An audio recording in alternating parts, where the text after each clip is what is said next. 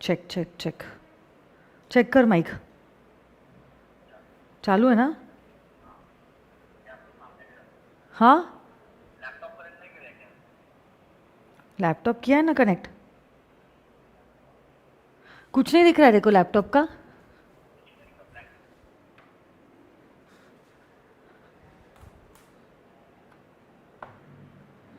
अरे तू कब बोलेगा?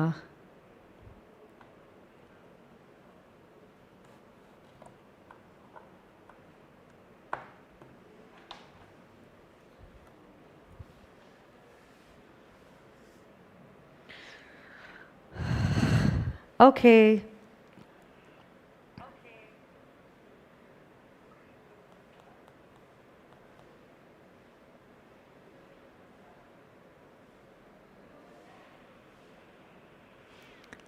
So very good afternoon to all of you all.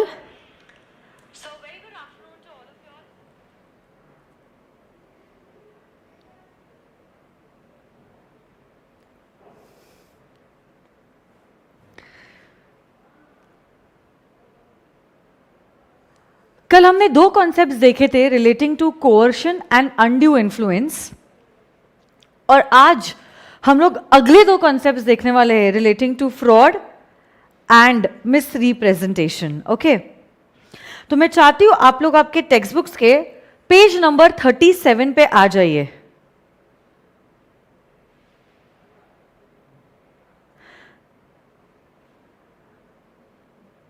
मैं चाहती हूं आप लोग सब पेज नंबर 37 पे आ जाओ relating to fraud and misrepresentation. Come on, आ जाइए।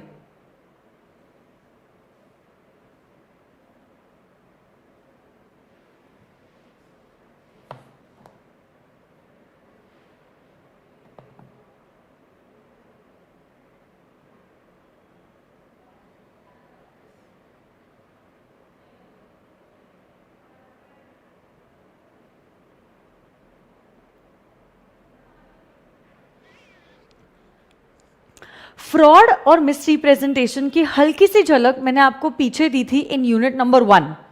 तो आप लोग जानते हो, याद कीजिए वो आलिया और कपिल का एग्जाम्पल जो मैंने आपको दिया था। देखिए ये वाला एग्जाम्पल, जहां पे अपना वाटर प्योरीफायर बेचते वक्त कपिल ने आलिया को 10 बेनिफिट्स के बारे में बताया था, बट ये 10 बेनिफिट्स में से सिर्फ 6 ही बेनिफिट्स, मतलब सिर्फ 4 ही बेनिफिट्स सही थे और 6 बेनिफिट्स गलत थे। अब अगर कपिल ने झूठ बोला है और ये झूठ उसने जानबूझ के बोला है, मतलब उसको पता था कि जो कुछ भी वो कह रहा है वो गलत है, तो उसे कहेंगे एज फ्रॉड। फ्रॉड में आपके जो इंटेंशंस होते हैं वो डिसीव करने के होते हैं, and you know that whatever you are saying is wrong and still you talk about that particular thing. But misrepresentation की जहां तक बात है, आज भी क्या आप लोगों को साउंड में प्रॉब्लम आ रहा है? बैकग्राउंड में कोई भी साउंड नहीं आ रहा है, मैंने चेक किया है। आप प्लीज अच्छे से सुनिए।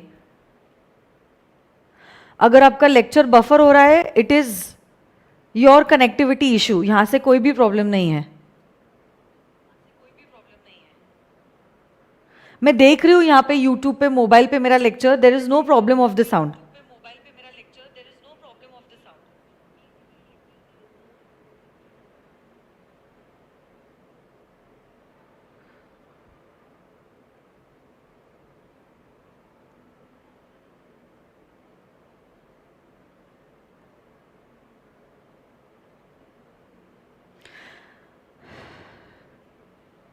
प्रसाद प्लीज लाइव चैट बंद कर दे। Now students please stop chatting and concentrate on the lecture. Okay, मैंने चेक कर लिया है यूट्यूब पे, everything is fine, there is no sound problem. Stop chatting and concentrate on the topic. Okay,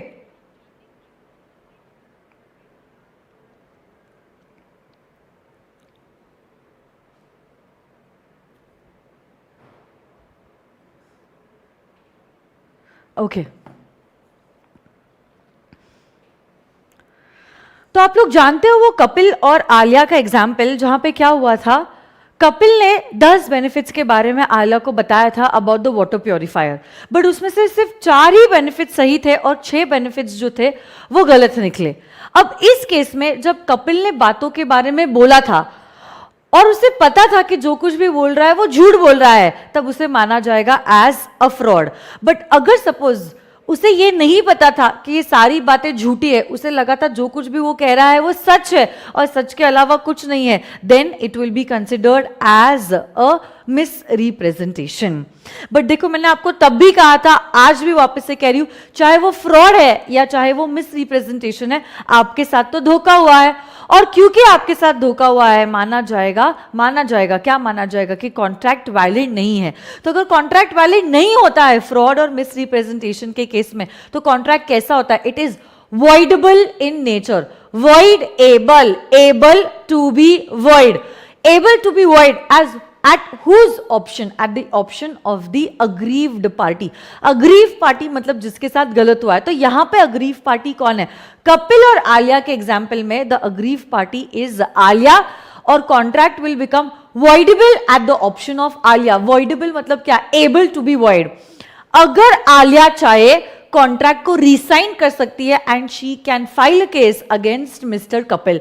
but अगर आलिया चुप रहती है और वो कुछ नहीं कहती है, तो contract will continue as it is and will remain to be a valid contract. इसी फ्रॉड और मिस रिप्रेजेंटेशन के बारे में आज हम लोग एकदम डिटेल में पढ़ने वाले हैं। आइए देखते हैं। चलो, सबसे पहले फ्रॉड।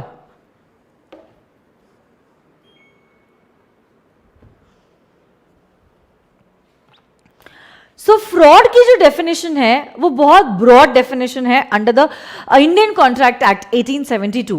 सबसे पहली चीज तो यहां पे माना गया है, देखो, जब कभी भी आप फ्रॉड की बातें कर रहे हो, मतलब आपका intention is always to deceive the other party. देखो, जब मैं डिसीव की बात करती हूं, डिसीव करना मतलब धोखा देना। अगर आपने किसी को धोखा दिया है, मतलब आपके इरादों में पहले से ही खोट था, मतलब आपको पता था कि जो कुछ भी आप कर रहे हो वो गलत कर रहे हो, बट फिर भी उसके बावजूद आप ये गलत काम करते हो, उसी को कहते हैं एज अ फ्रॉड। और यही फ्रॉड बहुत सारे तरीकों से किया जा सकता है। सबसे पहले, आपने ऐसे कोई फैक्ट के बारे में बोला है विच इज नॉट ट्रू। देखो, मैं फैक्ट के बारे में बात कर रही हूं। Fact is a stated fact, it is a proven fact. मैं ओपिनियन के बारे में बात नहीं कर रही हूं। जब मैं ओपिनियन के बारे में बात करती हूं, ओपिनियन के बारे में, तब ऐसा हो सकता है कि मेरा ओपिनियन सच भी निकले या मेरा ओपिनियन गलत भी निकले। बट अगर मैं फैक्ट की बात कर रही हूं, a fact is always a stated fact, it is a proven fact. तो आपने कुछ फैक्ट के बारे में कहा है और ये फैक्ट जो है it is not true and you know that it is not true, मतलब आपको पता था कि जब आपने ये बातें बोली है वो झूठी बोली है, उसके बावजूद आप ये झूठी बातें बोलते हो, तो उसी को माना जाएगा as a fact. Second point जो है वो कहता है कंसीलमेंट ऑफ अ फैक्ट। जब आपकी जिम्मेदारी थी बोलना, देखो, जब आपकी जिम्मेदारी थी बोलना और आप चुप रहते हो, जब आपकी जिम्मेदारी होती है बोलना और आप चुप रहते हो, मतलब आपने कोई फैक्ट को कंसील किया है, तब ऐसे केस में माना जाएगा आपने फ्रॉड किया है। तो झूठ बोलना तो पाप है, बट सच छुपाना को भी पाप माना जाएगा। It is equivalent to a lie only. तो झूठ बोलना तो फ्रॉड है, झूठ है, वो लाई है। बट सच छुपाना, जब आपकी जिम्मेदारी थी बोलना और आप चुप रहते हो, तब भी माना जाएगा कि आपने क्या किया है? फ्रॉड किया। इनफैक्ट आज के सेशन में ही मैं आपको बताने वाली हूं 5 केसेस ऐसे हैं जो लॉ मेकर ने खुद ने एक्ट में लिखे हैं कि इन 5 केसेस में आपकी जिम्मेदारी होती है बोलना। और अगर इन 5 केसेस में, जैसे कि contract of marriage, contract of family settlement, ये सारे कॉन्ट्रैक्ट्स जो होते हैं, जब आपका फिड्यूशरी रिलेशनशिप होता है या शेयर अलॉटमेंट का कॉन्ट्रैक्ट, इन केसेस में माय डियर फ्रेंड्स आपकी जिम्मेदारी होती है बोलना। और उस केस में अगर आप चुप रहते हो, आप फैक्ट को कंसील करते हो, आप छुपाते हो, तो माना जाएगा आपने किया है एक फ्रॉड। तो 1, झूठ बोलना फ्रॉड है, सच छुपाना को भी फ्रॉड माना जाएगा।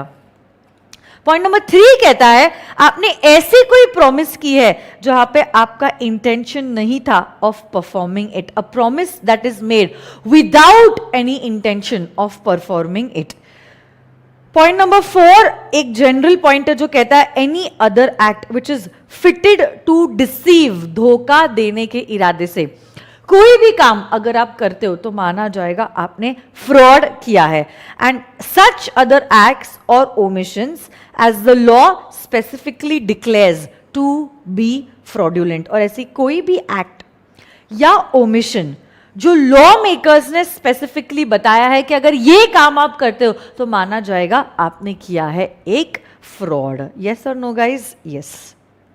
तो देखो मैं वापस से कहती हूं, फ्रॉड की अगर मैं बात कर रही हूं, सबसे बड़ा differentiation between fraud and misrepresentation is कि फ्रॉड में आपका झूठ बोलना इंटेंशनल था. मतलब आपको पता था कि जो कुछ भी आप बोल रहे हो वो झूठ है, बट उसके बावजूद आप झूठी बातें बोलते हो तो उसी को माना जाएगा as a fraud. Misrepresentation में ऐसा नहीं होता है. मिस रिप्रेजेंटेशन में जब आप फैक्ट्स कहते हो आपको लगता है जो भी आप कह रहे हो वो सच है, बट रियलिटी में वो बातें जो होती है वो झूठी होती है. आगे देखिए, आगे यहां पे आपको नजर आ रहा होगा एनालिसिस ऑफ सेक्शन नंबर 17. मैं चाहती हूं आप ये सारे पॉइंट्स रीड करो 1 to 7 और आप इसे खुद होके समझने की कोशिश कीजिए. फिर मैं तो हुई एक्सप्लेन करने के लिए. Please try to read and try to understand these points. Come on, 2 minute का समय आपको दे रही हूं.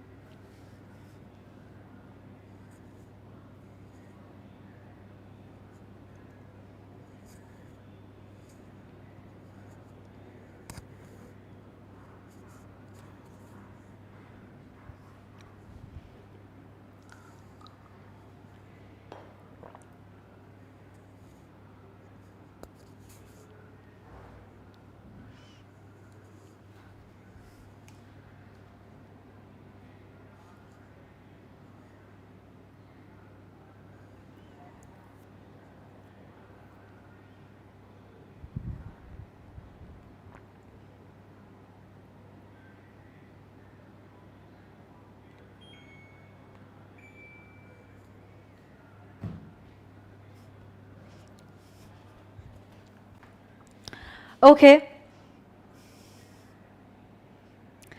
चलो देखते हैं. The following are the essential elements of a fraud. There must be a representation and this representation must be false. मतलब जो बातें आपने कही है वो झूठी कही है. Second, the representation must be relating to a fact. मैंने आपको ऑलरेडी कहा है ये जो रिप्रेजेंटेशंस आप दे रहे हो it is relating to a fact. मतलब अगर आपने ओपिनियन दिया है और ओपिनियन अगर आपका झूठा निकलता है it will not amount to a fraud, क्योंकि आपके हिसाब से हो सकता है कुछ चीज सही है और दूसरे के हिसाब से वही चीज हो सकता है गलत है. तो इसलिए ये सेकंड पॉइंट कहता है ये रिप्रेजेंटेशन जो किया गया है it is about a fact. Third point, the representation should be made before the conclusion of the contract with the intention to induce the other party to act upon it. ये झूठी बातें जो आपने बोली है obviously बात है, it is before you receive the consent from the other party. In fact, आपकी बातों को सच समझकर ही दूसरी पार्टी ने कंसेंट दिया है. आपकी बातों को सच समझ के ही दूसरी पार्टी ने कंसेंट दिया है. मतलब this other party has relied upon your statements और आपके स्टेटमेंट से उसका डिसीजन हाँ या ना में बदला है. सो बेसिकली उन्होंने रिलाई किया है और उसी के बिलीफ पे कि वो सच है उन्होंने कॉन्ट्रैक्ट के लिए कंसेंट दिया है और इसलिए तो धोखा हुआ है ना. सपोज अगर वो आपकी बातें सुनते ही नहीं या आपने कॉन्ट्रैक्ट में हाँ बोलने के बाद आप कुछ झूठे रिप्रेजेंटेशंस देते, then that would not have amounted to fraud because these statements did not change the other party's mind. But currently हम कह रहे हैं ये चीज फ्रॉड इसीलिए है क्योंकि आपकी बातें सुनने के बाद ही दूसरे पार्टी ने कॉन्ट्रैक्ट के लिए अपना कंसेंट दिया है. This statement is made with the knowledge of its falsity. तो देखो, एक तो रिप्रेजेंटेशन किया गया है, जो रिप्रेजेंटेशन किया गया है वो झूठा है. जो रिप्रेजेंटेशन झूठा है, it is about a fact, और आपको पता था कि जो कुछ भी आप कह रहे हो वो झूठ है, और उसके बावजूद आपने ये झूठी बातें बोली है. कब बोली है ये झूठी बातें? Before the conclusion of the contract. मतलब आपकी झूठ को सच समझा गया है, और सच समझा है, और इसीलिए तो कॉन्ट्रैक्ट के लिए हमने हाँ कहा है. The other party must have been induced to act upon the representation. तो पार्टी ने रिलाई किया है आपके रिप्रेजेंटेशन को, जिसके वजह से अब उसे लग रहा है कि उसके साथ धोखा हुआ है. The other party has been deceived, and because of that the other party has actually suffered losses. तो से फॉर एग्जाम्पल आपके साथ कुछ फ्रॉड हुआ है. सपोज आप आलिया हो और कपिल ने आपको 10 बेनिफिट्स बताए इस वाटर प्योरीफायर के, और इसीलिए आपने वो वाटर प्योरीफायर को खरीदा है.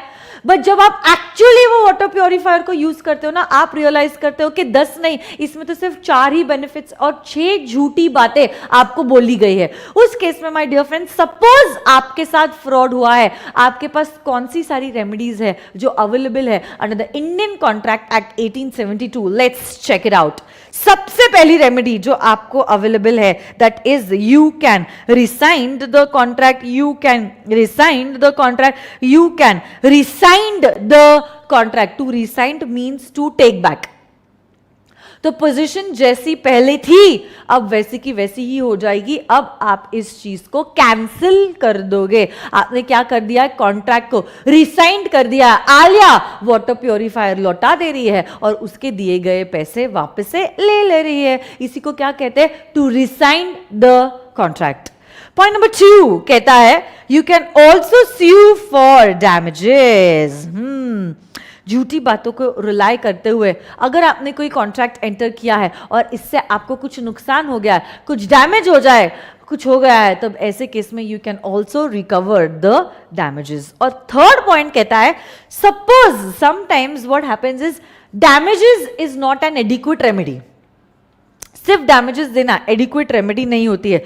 उस टाइम पे आप इंसिस्ट कर सकते हो दूसरे पार्टी को कॉन्ट्रैक्ट को परफॉर्म करने के लिए on that condition that he shall be put in the position in which he would have been had the representation made true. जैसे कि say for example, सुनो ना मेरी बात,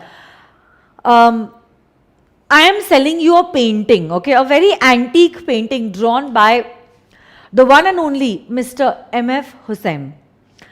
अब देखो ये बंदे तो रहे नहीं है, he is no more. But उनकी पेंटिंग्स आज के जमाने में जरूर है और लाखों में इन पेंटिंग्स की कीमत है. तो मैं आपको कहती हूं कि ये जो पेंटिंग है ना, ये पेंटिंग M.F. हुसैन साहब ने बनाई है. रियलिटी में वो मेरी डॉटर जियाना ने ही बनाई थी. वैसे भी एंटीक पीस है, कुछ खास आपको समझ में नहीं आ रहा था आर्ट वर्क में. आप बिलीव करते हो कि वो जो पेंटिंग है वो M.F. हुसैन साहब ने ही बनाई है, और मैं आपको वो पेंटिंग बेच देती हूँ फॉर 25 lakhs. अब जब मैंने ये झूठी बातें बोली, मुझे पता था कि जो कुछ भी मैंने कहा है वो झूठ है. मतलब मैंने आपको डिसीव किया है, धोखा दिया है, आपके साथ हुआ है एक फ्रॉड. अब देखो, आप तो बड़े खुश हो जाते हो कि वाओ आपके पास ये एंटीक पेंटिंग है. 10 लोगों को आप घर पे पार्टी करने बुलाते हो और सबको बताते हो कि देखो ये पेंटिंग कैसी है, ऐसी वैसी, ये वो वगैरह वगैरह. एक बंदा रियलाइज कर लेता ना कि ये पेंटिंग ओरिजिनल नहीं है. तो अब देखो, जब आपको ये बात समझ में आती है कि ये पेंटिंग ओरिजिनल नहीं है, ऑब्वियसली आपको समझ में आ जाता है कि आपके साथ धोखा हुआ है.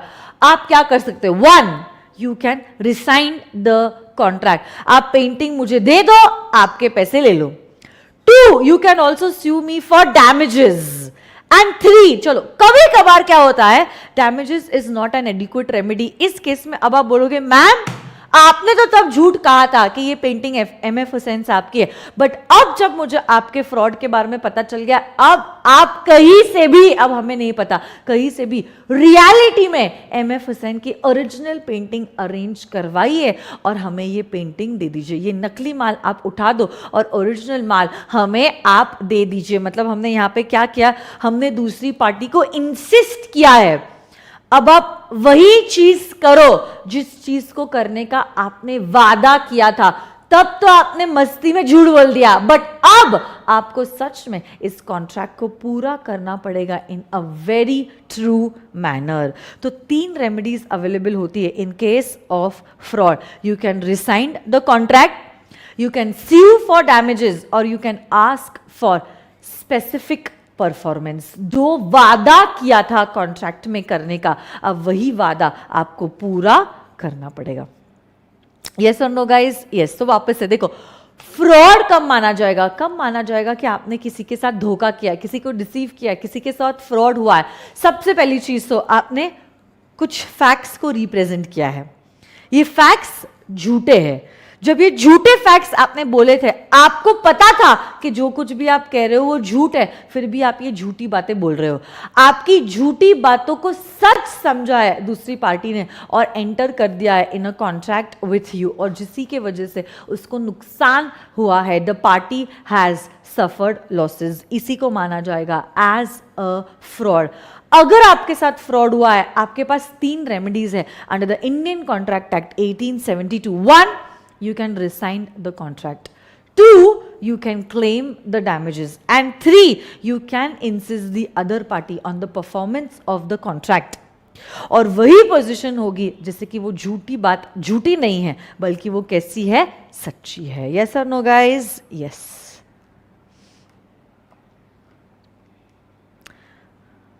अब सवाल ये उठता है, does silence amount to fraud? Does silence amount to fraud? तो जैसे मैंने हल्की सी झलक आज ही कही थी, आज मैं वापस से इसे डिटेल में आपको बताने वाली हूं।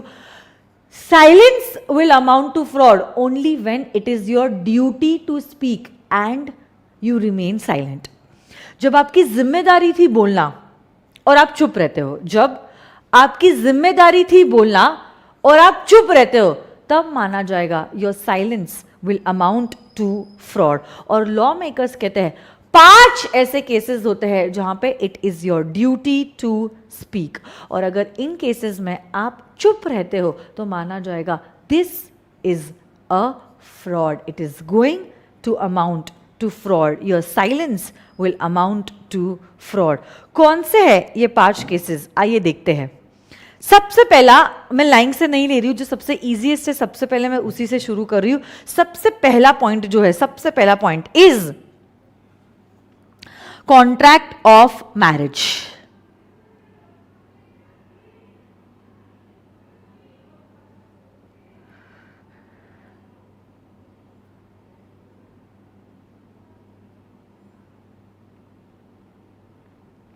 ओके, मैरिज के कॉन्ट्रैक्ट में it is your responsibility to speak the truth about yourself. अगर आपने आपके बारे में झूठी बातें कही है, माना जाएगा it is a fraud. So it is your duty to speak. एक केस में ऐसा ही हुआ था, हस्बैंड ने अपने हेल्थ से रिलेटेड कुछ बातें छुपाई थी। He was suffering from a chronic illness, और इसी इलनेस के बारे में अपनी वाइफ को डिस्क्लोज नहीं किया था। ऑब्वियसली तब वो हस्बैंड एंड वाइफ नहीं थे, तब उनके रिश्ते की बातें चल रही थी।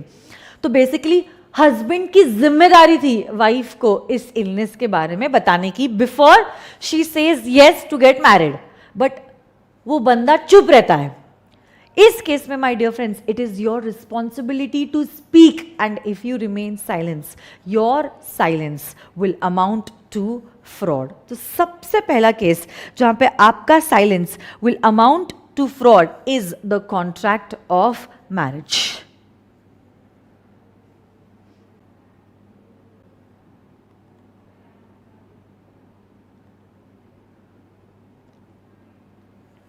तो मैरिज के कॉन्ट्रैक्ट में it is your responsibility to speak, and if you remain silent, your silence will amount to fraud. Yes or no, guys? Yes. Next.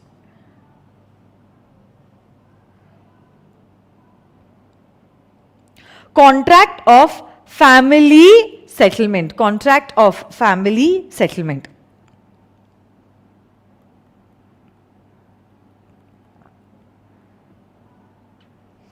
Family settlement मतलब क्या होता है, जिसको हम हिंदी में कहते हैं बंटवारा.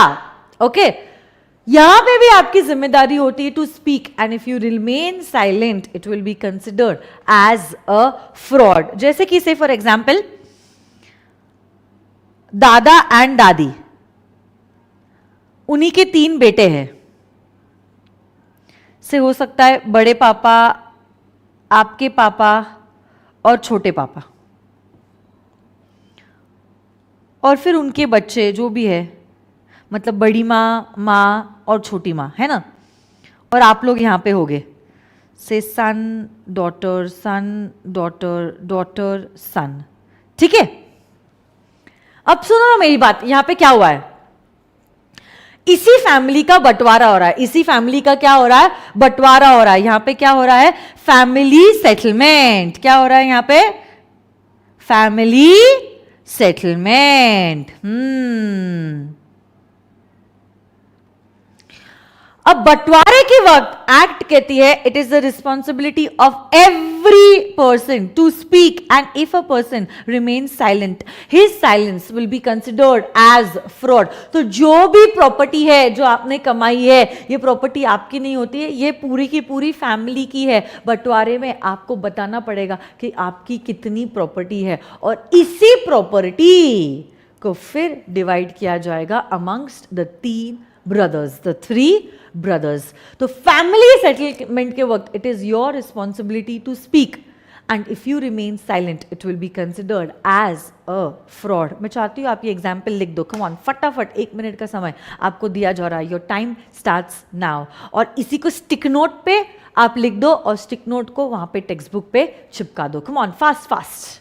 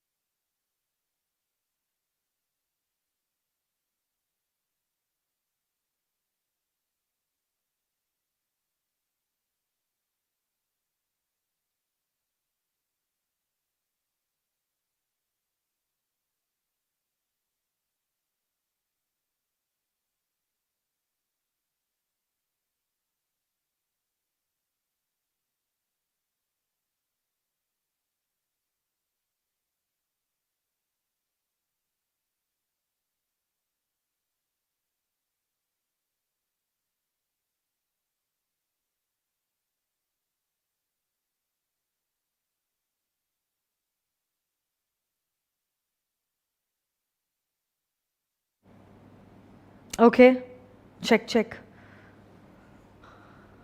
Family settlement.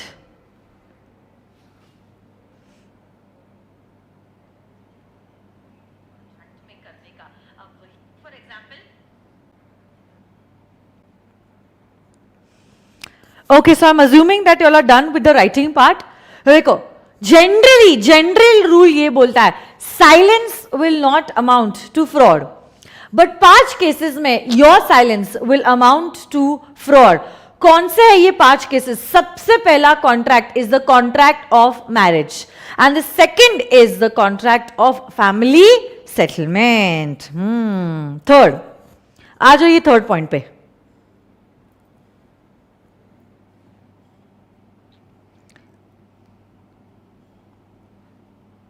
Contract of insurance.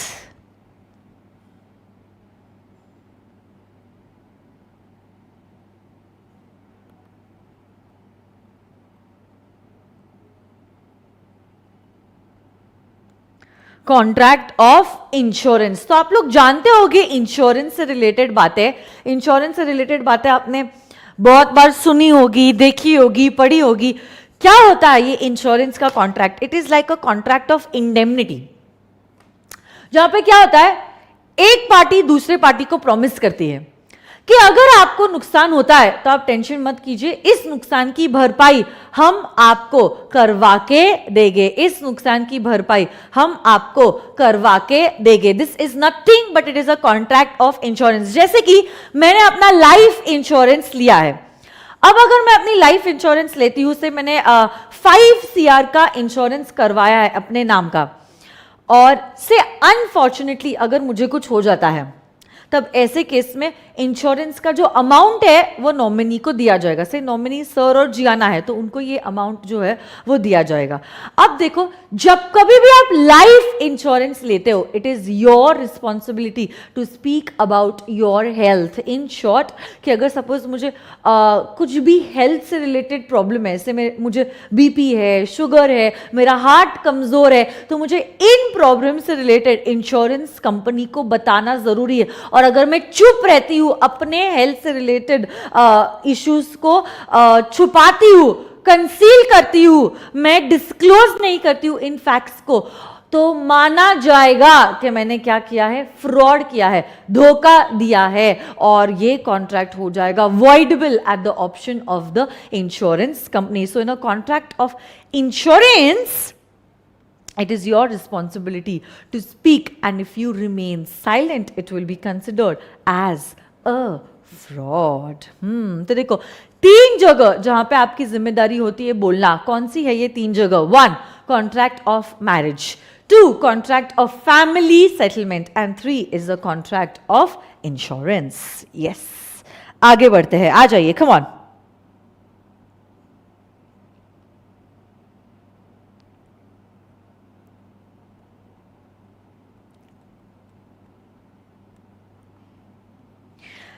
Share allotment contracts, share allotment contracts.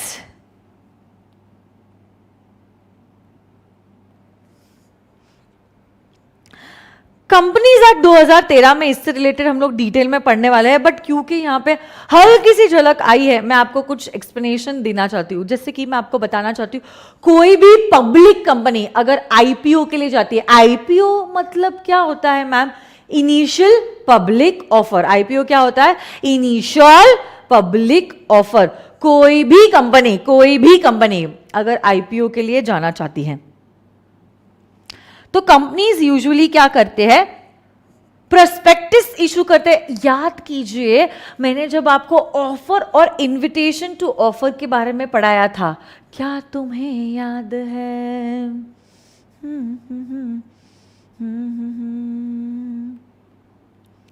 Company जब आम जनता के पास जाना चाहती है, पब्लिक के पास जाना चाहती है, तो ये पब्लिक एट लार्ज है।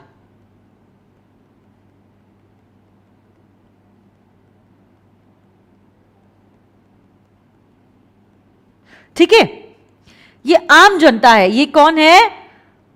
पब्लिक है। अगर कंपनी पब्लिक के पास जाना चाहती है in order to raise money, it usually issues an offer document, और इसी ऑफर डॉक्यूमेंट को कहा जाता है एज अ प्रोस्पेक्टस। क्या कहा जाता है? As a prospectus. और इसी प्रोस्पेक्टस में कंपनी से रिलेटेड बहुत सारे फैक्ट्स लिखे जाते हैं, मटीरियल फैक्ट्स लिखे जाते हैं, जैसे कि कंपनी का नाम, कंपनी का ऑब्जेक्ट क्या है, कंपनी ये पैसे क्यों रेस करना चाहती है, ये पैसे रेस करके कंपनी इन पैसों को कहां पर इन्वेस्ट करने वाली है, यही शेयर्स या डिबेंचर्स जो भी रूप में इन पैसों को कलेक्ट किया गया, इनके टर्म्स एंड कंडीशंस क्या है, क्या ये शेयर्स प्रेफरेंस शेयर्स है, इक्विटी शेयर्स है, क्या ये डिबेंचर्स है, अगर डिबेंचर्स है ये रिडीम कब होने वाले हैं, वगैरह वगैरह। ये सारे टर्म्स एंड कंडीशंस के बारे में लिखा जाता है in this document which is known as the prospectus, जिसमें होते हैं बहुत सारे मटीरियल फैक्ट्स।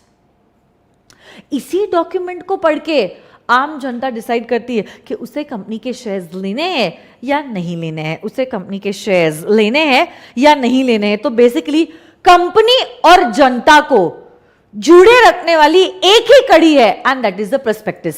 और इसीलिए हमने उम्मीद की है कि जो भी फैक्ट्स आप प्रोस्पेक्टिस में लिखते हो, these facts shall be true in nature. Law maker ने section number 26 of the companies act 2013 में वो सारी चीजें लिखी है जो प्रोस्पेक्टिस में लिखी जाती है। Means it is your duty to speak, and if you remain silent it will be considered as a fraud. In case of a prospectus, it is the responsibility to speak, and if you remain silent it will be considered as a fraud. Please लिख दीजिए ये example और उसे text book में चिपका दीजिए, ठीक है? These should be true. Your silence will amount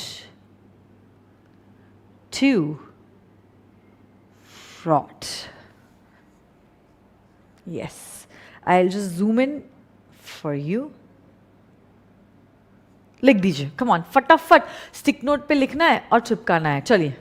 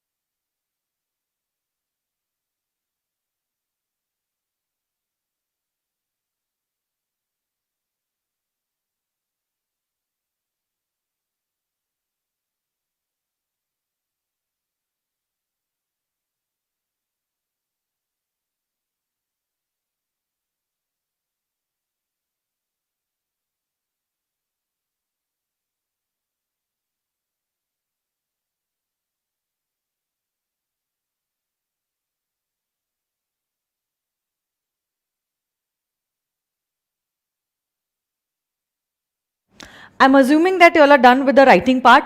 4 points मैंने आपको बता दिए जहां पे आपकी जिम्मेदारी होती है बोलना, और अगर आप चुप रहते हो your silence will amount to fraud. कौन सी है ये 4 चीजें? देखो, 1 is the contract of marriage, 2nd is the contract of family settlement, Third is the contract of insurance and fourth is the share allotment contract. और एक last point है and that is a fiduciary relationship. कल मैंने आपको कहा था fiduciary मतलब होता है a relationship of trust and confidence. जहां आपके और दूसरे पर्सन का रिश्ता जो होता है वो फिड्यूशियरी होता है, आपकी जिम्मेदारी होती है सारे मटेरियल फैक्ट्स डिस्क्लोज करने की, और अगर आप चुप रहते हो, फैक्ट्स को कंसील करते हो, your silence will amount to fraud. तो आप बोलो कि मैम कोई एग्जाम्पल दीजिए जहां पे दो व्यक्तियों का फिड्यूशियरी रिलेशनशिप होता है. यस ऑफ कोर्स, यस, जैसे कि कंपनी और उसके प्रमोटर्स. प्लीज इस एग्जाम्पल को यहां पे लिख दीजिए. Very very very very very important, ये आपको इंटर में भी काम आने वाला है. Under the companies act 2013 example हो सकता है company and its promoter they share a fiduciary relationship. Ma'am, oh ma'am, ये कंपनी तो आर्टिफिशियल पर्सन, तो क्या कंपनी प्रमोटर ऐसा कुछ हो सकता है? Of course yes. याद कीजिए यूनिट नंबर 1 में मैंने आपको बताया था कॉन्ट्रैक्ट दो पर्सन्स के बीच में होना जरूरी है. ये दो पर्सन नेचुरल हो सकते हैं, आर्टिफिशियल हो सकते हैं, या कॉम्बिनेशन हो सकता है of a natural and an artificial person. तो ये जो रिश्ता है कंपनी का और प्रमोटर का, before the company is incorporated, the promoter enters into certain contracts on behalf of the company, जिसको ना हम लोग प्री इनकॉर्पोरेशन कॉन्ट्रैक्ट्स कहते हैं. उस समय पे कंपनी पैदा भी नहीं हुई है, फिर भी प्रमोटर प्रपोज्ड कंपनी के बिहाफ पे कॉन्ट्रैक्ट एंटर करता है. तो ऑब्वियस सी बात है, अगर आप ऐसे कोई व्यक्ति के बिहाफ पे कॉन्ट्रैक्ट एंटर करने जा रहे हो जो बॉर्न भी नहीं हुआ है, तो ऑब्वियस सी बात है आपके और उसके बीच का जो रिश्ता है वो होगा of utmost faith, trust and confidence. मतलब आप लोगों का है fiduciary relationship. Yes or no, guys? A doctor and a patient, a lawyer and his client. इन सभी का होता है एक fiduciary relationship, a relationship of trust and confidence. Yes or no, guys? Yes. तो देखो 5 केसेस में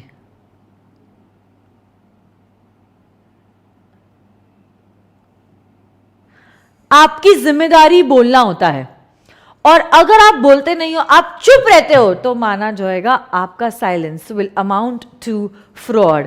इसी 5 पॉइंट्स को लर्न करने के लिए मैंने एक सॉर्ट ऑफ मेमोरी टेक्निक भी बनाई है. देखो बहुत इजी है मेमोरी टेक्निक. एक बार मेमोरी टेक्निक याद हो जाएगी ना, 5 पॉइंट्स ऑटोमेटिकली आपको याद हो जाएगा. देखो, रिलेशनशिप शेयर करने से मैरिज होती है. किसी के साथ रिलेशनशिप शेयर करने से क्या होता है? शादी हो जाती है, मैरिज. मैरिज के बाद बच्चे, मतलब फैमिली. और एक बार फैमिली हो जाती है, then you are really concerned about your life, क्योंकि आपके जाने के बाद बीवी बच्चों का क्या होगा. तो आप क्या करते हो? आपका निकाल लेते हो इंश्योरेंस. हाँ ना? Yes, it's very easy. देखो, रिलेशनशिप शेयर करने से मैरिज होती है, मैरिज के बाद फैमिली, और फैमिली के बाद आप लेते हो अपना इंश्योरेंस. तो relationship is for what? Fiduciary relationship. Relationship is for fiduciary relationship. Share is for share allotment contract. Marriage is for marriage contract. Family is for family settlement, and insurance is for contract of insurance. तो देखो यहाँ पे वापस से ये 5 points किससे related है? ये 5 पॉइंट्स किससे रिलेटेड है? जहां पे आपकी जिम्मेदारी बोलना होता है, और अगर आप चुप रहते हो, माना जाएगा your silence will amount to fraud. Your silence will amount to fraud. कौन से है ये पॉइंट? देखो, रिलेशनशिप शेयर करने से मैरिज होती है, मैरिज के बाद फैमिली, और फैमिली के बाद आप लेते हो insurance. Relationship is for fiduciary relationship. Shares is for share allotment contract. Marriage is for contract of marriage. Family is for family settlement. And insurance is for contract of insurance. अगर आपके साथ fraud हुआ है, कौन सी 3 remedies है? Resign the contract, claim the damages, or you can ask for specific performance. अब आते हैं to the next point and that is misrepresentation. Fraud और मिस रिप्रेजेंटेशन में there is a very thin line of difference.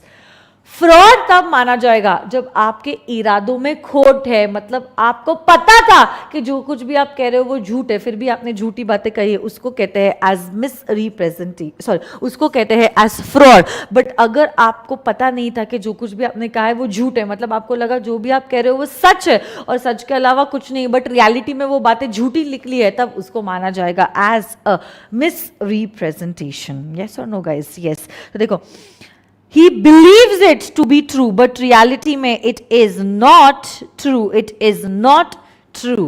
It is not true. So you believed that it is true. मतलब आपके इरादे अच्छे थे, कोई भी deceive करने का इंटेंशन नहीं था. Then it will be considered as a misrepresentation. But चाहे आपने innocently कहा है या आपने जानबूझ के बोला है, my dear friends, दूसरी पार्टी को तो उसके वजह से नुकसान हुआ है, हाँ या ना? तो देखिए यहां पे असेंशियल एलिमेंट्स कौन से हैं. आपने एक फैक्ट बोला है, फैक्ट था, ओपिनियन, यही फैक्ट फॉल्स है. बट ये जो फैक्ट आपने बोला है जो फॉल्स है, आपको लगा था कि वो सच है, आपका इंटेंशन डिसीव करने का नहीं था. बट चाहे आपके इंटेंशन में खोट हो या आपके इंटेंशन अच्छे हो, फर्क नहीं पड़ता है. दोनों भी केसेस में दूसरी वाली पार्टी के साथ धोखा हुआ है. क्योंकि उसके साथ धोखा हुआ है, एक्ट कहती है फ्रॉड और मिसरिप्रेजेंटेशन, दोनों भी केसेस में we are allowing the other party to rescind the contract. Means the contract becomes voidable at the option of the aggrieved party. The contract becomes voidable at the option of the aggrieved party.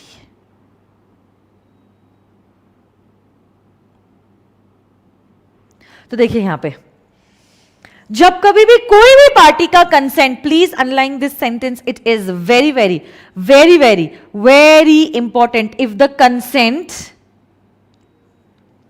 Is caused by coercion, fraud, misrepresentation और यहां पे undue influence भी आएगा, the agreement is a contract voidable at the option of the party whose consent was so caused. तो यहां पे आप और एक चीज ऐड करने वाले हो, coercion, undue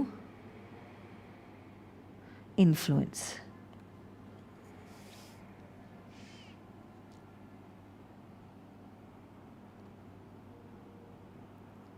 बट अब देखो उसका एक एक्सेप्शन है, नजर आ रहा है आपको एक्सेप्शन. कॉन्ट्रैक्ट वॉइडेबल नहीं होगा, कॉन्ट्रैक्ट वॉइडेबल नहीं होगा, कॉन्ट्रैक्ट वॉइडेबल नहीं होगा, मतलब कॉन्ट्रैक्ट वैलिड होगा. कब वैलिड होगा? If the party had the means to discover about the truth with ordinary diligence. Ordinary diligence, diligence मतलब common sense.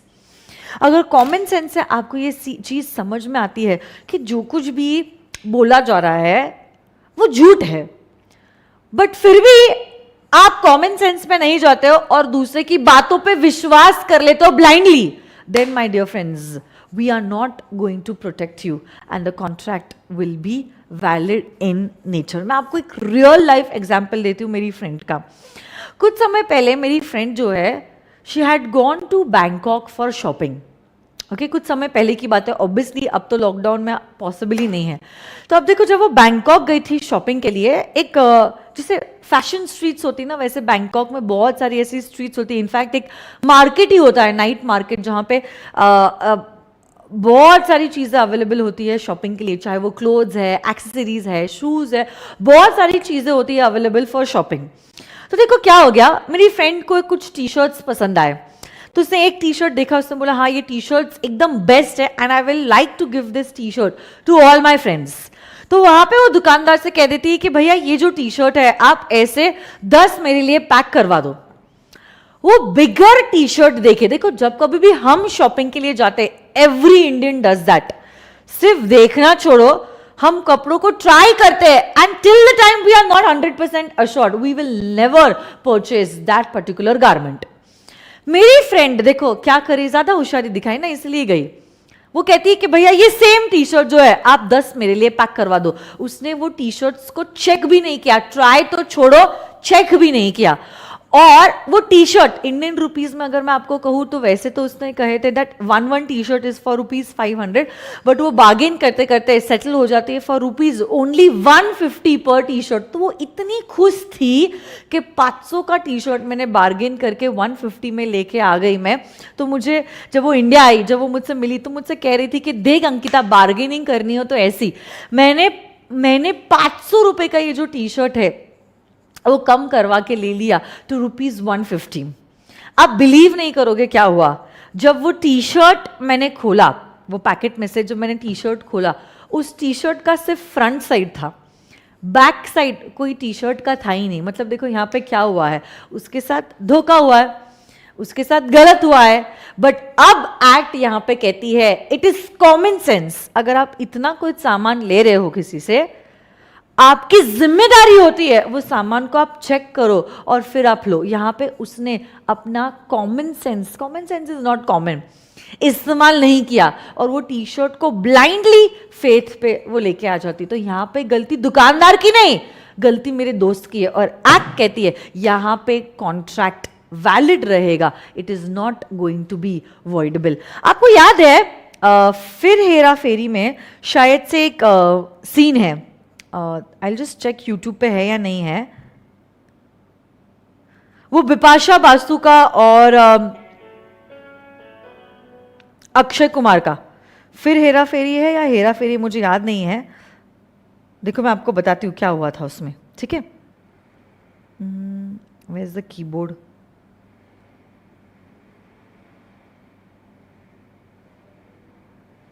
Late me just check.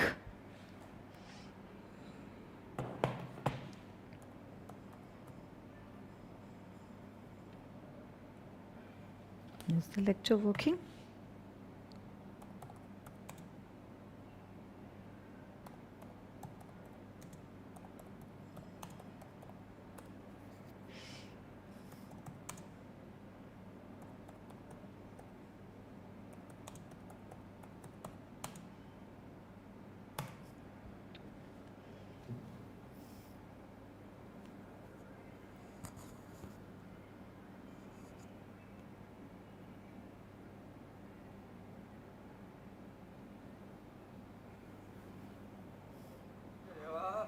Lakshmi chit fund वाली मेरे को क्या सवाल पूछेगी रे?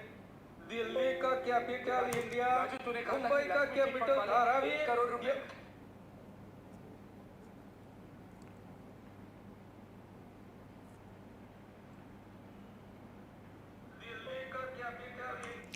हाँ ये देखो, ये सीन में देखो क्या होता है, एक बार ये सीन प्लीज देखिए फिर हेरा फेरी का। तो देखिए इस सीन में क्या हुआ था, यहां पे अनुराधा कहती है कि 21 दिनों में हम आपके पैसे डबल करके देंगे। Now it is common sense. Suppose मैं आपके पास आती हूं और मैं आपको कहती हूं कि आपके घर पे जितनी भी सेविंग्स है, ये सेविंग्स आप मुझे दे दो, 21 डेज के अंदर ये पैसा मैं आपको डबल करके दूंगी। देखो आप मुझे जानते हो, फिर भी आप आपकी सेविंग्स मुझे नहीं दोगे, क्योंकि आप जानते हो मैम नेक्स्ट टू इम्पॉसिबल छोड़ो, ये पॉसिबल ही नहीं है। मुश्किल क्या, नामुमकिन है कि 21 दिनों में कोई पर्सन जो है ये पैसा डबल करके आपको दे दे। ये इंसान बेवकूफ बना रहा है आपको, राइट। तो देखो एक्ट वही चीज कहती है कि अगर आप कॉमन सेंस इस्तेमाल नहीं करते हो और आंख बंद करके आपके घर की सारी सेविंग्स अगर दूसरे बंदे को दे देते हो, my dear friends we are really very sorry. Act कहती है we will not protect you. यहां पे कॉन्ट्रैक्ट वॉइडेबल नहीं होगा, means the contract will remain to be valid contract. मतलब एक्ट की एक बेसिक रिक्वायरमेंट है। इंडियन कॉन्ट्रैक्ट एक्ट कहती है कोई भी पर्सन अगर किसी और पर्सन के साथ कॉन्ट्रैक्ट एंटर कर रहा है, he should enter it by applying a little common sense. कल जाके अगर कोई व्यक्ति आपसे कहता है कि 21 दिनों में वो आपको पैसा डबल करके दे देगा और उस भरोसे पे आप क्या करते हो, उसको आपकी सारी घर की सेविंग्स दे देते हो और 21 दिनों में पैसा छोड़ो वही इंसान गायब हो जाता है। There is no remedy that you have against that person under the Indian contract act 1872। हाँ, दूसरे एक्ट्स है जैसे कि आईपीसी है जहां पे आप क्या कर सकते हो, एक सेपरेट केस फाइल कर सकते हो, बट हम उन एक्ट्स के बारे में बात नहीं कर रहे। यहां पे हम लोग स्पेसिफिकली बात कर रहे हैं about the Indian contract act. Indian contract act की रिक्वायरमेंट है कि कोई भी कॉन्ट्रैक्ट जब कभी भी आप एंटर करते हो एक लिटिल कॉमन सेंस अप्लाई करने की जरूरत है। अगर आप कॉमन सेंस अप्लाई नहीं करते हो, we will not protect you under this particular act. Yes और नो गाइज? यस। तो देखो वही एक्सेप्शन को मैं वापस से रीड करना चाहती हूँ, ये एक्सप्लेनेशन। अ फ्रॉड और misrepresentation which did not cause the consent to a contract of a party on whom such fraud was practiced or whom such misrepresentation was made does not render a contract voidable. Does not render it voidable. Voidable नहीं है, मतलब ये contract जो है will be considered as a valid contract. Yes और no guys? Yes. तो आज के लिए बस इतना ही करेंगे। दो ही चीजें आज मैंने आपको पढ़ाई है, फ्रॉड एंड मिसरिप्रेजेंटेशन। अब हम लोग मिलेंगे डायरेक्टली मंडे, और मंडे के दिन हम लोग पढ़ने वाले हैं मिस्टेक के बारे में, जिसके लिए मुझे पूरा सेशन जो है मिस्टेक के लिए लग जाएगा। वीकेंड अभी आ रहा है, बट अगर वीकेंड आ रहा है इसका मतलब ये नहीं होता है कि हमें मस्ती करनी है, मौज करनी है और बुक्स को हाथ भी नहीं लगाना। मैंने आपको कहा सैटरडे संडे में आपको इसीलिए छुट्टी देती हूँ ताकि आप घर पे बैठ के हफ्ते भर जो भी आपने पढ़ा है उसका आप रिविजन कीजिएगा। तो मंडे में उम्मीद करूंगी कि आप फ्रेश माइंड से आओगे मेरे क्लास में, क्योंकि मिस्टेक से रिलेटेड पढ़ना है। और प्लस जितना भी कुछ मैंने यूनिट नंबर 3 में आपको पढ़ाया है, इस हफ्ते में मैंने आपको पढ़ाया है, मैं एक्सपेक्ट कर रही हूं कि सारी चीजों को 1 to 1 आप रीड करोगे और मुझे मिलोगे मंडे से दिन मैं लाइव रहूंगी only on our application. So see you all on Monday. Enjoy your weekend, stay safe and bye bye.